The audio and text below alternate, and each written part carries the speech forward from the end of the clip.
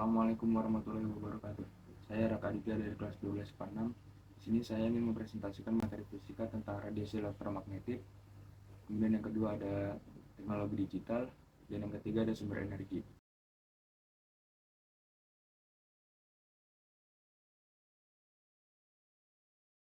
Yang pertama ada radiasi elektromagnetik. Gelombang elektromagnetik adalah gelombang yang dapat merambat tanpa membutuhkan medium. Gelombang elektromagnetik dapat merambat di ruang hampa.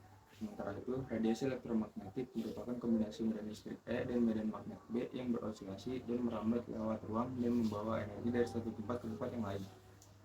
Cahaya tampak adalah salah satu bentuk radiasi elektromagnetik.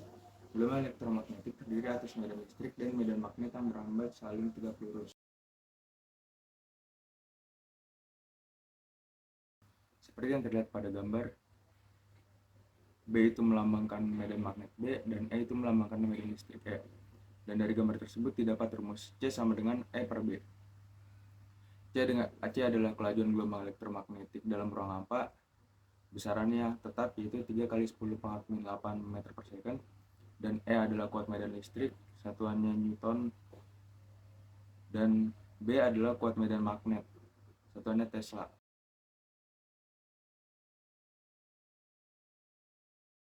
Hertz mendeteksi gelombang dari jarak tertentu menggunakan loop kawat. Loop kawat digunakan untuk menghasilkan GGL ketika perubahan medan magnet melewatinya. Gelombang yang dihasilkan merambat dengan kelajuan yang sama dengan kelajuan cahaya, yaitu 3 kali 10 pangkat 8 meter per second. Gelombang ini memiliki karakter yang sama dengan cahaya, yaitu bisa dipantulkan, dibiaskan, dan berinterferensi. Hal ini mendukung teori Maxwell.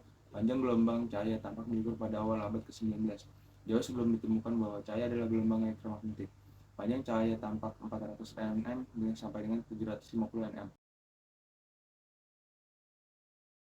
Frekuensi cahaya tampak dapat ditentukan bersamaan berikut, yaitu F sama dengan C per lambda. Dengan F adalah frekuensi gelombang elektromagnetik, C adalah cepat rambat cahaya di ruang hampa, yaitu 3 kali 10 pangkat 8 meter per second, dan lambda adalah panjang gelombang cahaya, yang satuannya meter. Berdasarkan persamaan tadi, dapat disimpulkan bahwa semakin besar panjang gelombang atau lambda, berbanding terbalik terhadap frekuensi gelombang elektromagnetik sendiri atau F. Berikut adalah gambar tentang spektrum radiasi elektromagnetik.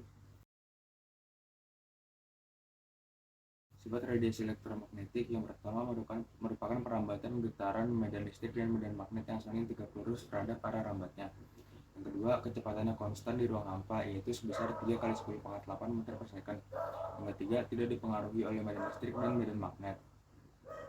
Yang keempat, dapat dipantulkan, dibiaskan, interferensi, dan polarisasi. Yang kelima, dapat merambat dalam ruang hampa atau vakum. Yang keenam, merupakan gelombang transversal. Yang ketujuh, dapat bersifat sebagai partikel dan memiliki energi yang bergantung pada frekuensi. Sumber dan pemanfaatan radiasi elektromagnetik. A. Gelombang radio untuk pembicaraan jarak jauh yang tidak menggunakan kawat penghantar. B. Gelombang mikro untuk pewanas microwave. C. Sinar inframerah untuk terapi fisik menyembuhkan penyakit cacar dan encok. D. Cahaya tampak, sinar laser yang digunakan untuk menyalurkan suara atau sinyal gambar melalui serat optik. E. Sinar ultraviolet untuk membunuh kuman penyakit dengan bantuan alat lain. F. Sinar X untuk memotret organ-organ dalam tubuh seperti tulang, jantung, atau paru-paru. G. Sinar gamma untuk terapi kanker. Dalam pemanfaatan radiasi elektromagnetik, seringkali dilakukan perhitungan terkait intensitas gelombang yang dihasilkan. Intensitas gelombang elektromagnetik sebanding dengan harga maksimum medan magnet dan medan listrik, atau dapat ditulis sebagai berikut. I sama dengan Mx dikali Bmax per 2 dikali mu0, atau I sama dengan C dikali Bmax per 2 kali mu0, atau I sama dengan E kuadrat max per 2 mu0. I sebagai intensitas rata-rata dengan satuan W per meter persegi. Mx adalah medan listrik maksimum dengan satuan Newton atau K. Bmax adalah medan magnet maksimum atau dengan satuan Tesla. Mu0 adalah permeabilitas magnet dengan ketetapan 4pi dikali 10 pangkat min 7. Bahaya radiasi elektromagnetik. Yang pertama ada bahaya sinar ultraviolet. Pada manusia, radiasi UVB yang berlebih dapat menimbulkan penyakit kanker kulit, katarak mata, serta mengurangi daya tahan tubuh terhadap penyakit infeksi. Yang kedua ada gelombang mikro. Radiasi gelombang mikro yang dapat menimbulkan efek stres pada saraf otak. Jika radiasi diserap sepenuhnya oleh suatu benda, maka gayanya dapat ditulis F serap sama dengan A dikali I per C. Jika radiasi dipantulkan, maka gaya yang dilakukan menjadi 2 kali penyerapan, sehingga dapat ditulis F pantul sama dengan 2A dikali I per C. Yang kedua, materi tentang teknologi digital. Teknologi adalah keseluruhan sarana untuk menyediakan barang-barang yang diperlukan bagi keberlangsungan dan kenyamanan hidup manusia. Analog merupakan sebutan sebuah sinyal yang memiliki bentuk gelombang dan cara kerjanya yang berkelanjutan.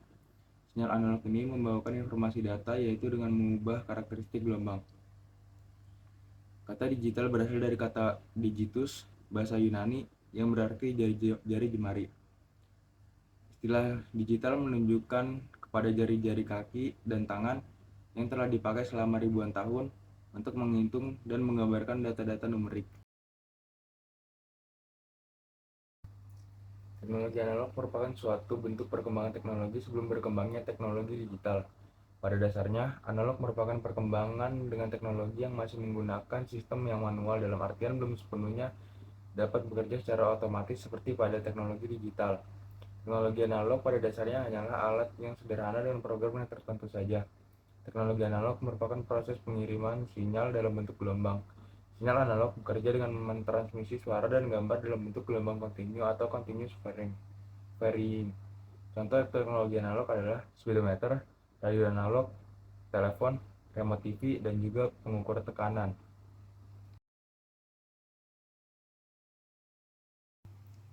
Penyimpanan data dalam dunia digital adalah sebuah benda elektronik yang mampu menyimpan data-data elektronik dengan tujuan agar dapat dibuka kembali dan atau digunakan kembali. Beberapa jenis alat penyimpanan data yang cukup populer dalam dunia komputasi atau komputer adalah sebagai berikut. Ada hard disk, flash disk, dan micro SD.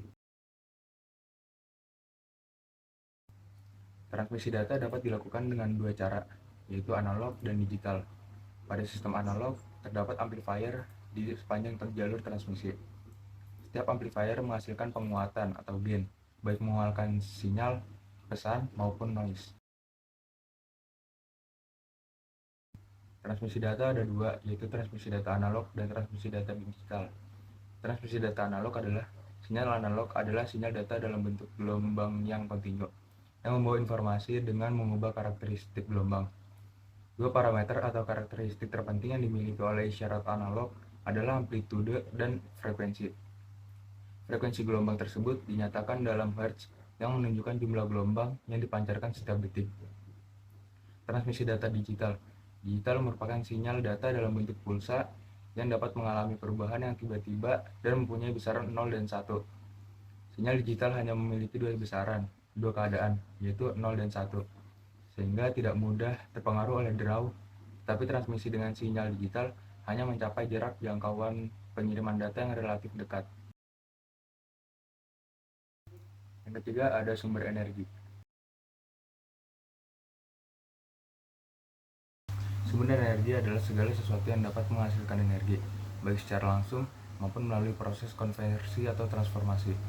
Adapun sumber daya energi adalah sumber daya alam yang dapat dimanfaatkan sebagai sumber energi ataupun sebuah energi. Sumber energi itu sendiri dibagi menjadi dua, yaitu sumber energi yang dapat diperbarui seperti matahari, air, angin, ombak, dan panas bumi. Yang kedua, sumber energi yang tidak dapat diperbarui seperti minyak bumi, gas alam, batu bata, dan nuklir. Penggunaan sumber energi. 1. Penggunaan secara komersial seperti sektor perhotelan, rumah sakit, ataupun rumah makan antara lain listrik, LPG, BBM, dan gas bumi. Yang kedua, rumah tangga. Rumah tangga juga memerlukan bahan bakar dalam kegiatan sehari-hari. Kayu bakar dan gas digunakan untuk memasak. Listrik digunakan untuk penerangan, menyetrika, menyalakan televisi, radio, dan juga memasak. Yang ketiga, sektor transportasi. Sektor transportasi juga salah satu sektor yang memanfaatkan banyak energi tak terbarukan. Hal ini karena bahan bakar untuk kendaraan di Indonesia masih banyak oleh bahan bakar minyak. Yang keempat, berbagai industri.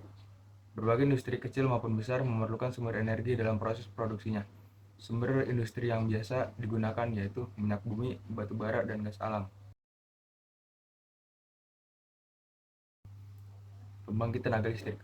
Pembangkit tenaga listrik adalah sebuah alat yang dapat membangkitkan dan memproduksi tenaga listrik dengan cara mengubah suatu energi menjadi energi listrik.